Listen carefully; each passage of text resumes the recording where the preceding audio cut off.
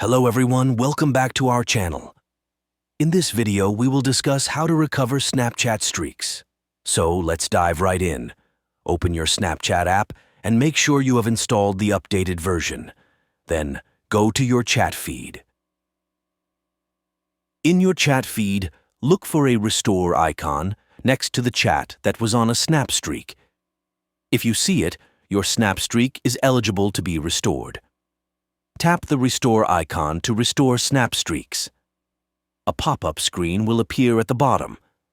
Here, you'll see information about your restore streaks. You'll also see a message that indicates how many times you can get your restore streaks for free. To complete the restore process, simply tap the restore button located at the bottom. If you don't see the restore badge, your snap streak cannot be restored. It may have ended too long ago. Please note that only recently expired snap streaks can be restored. And there you have it. If you found this video helpful, don't forget to like and subscribe to our channel for more tutorials. Thanks for watching.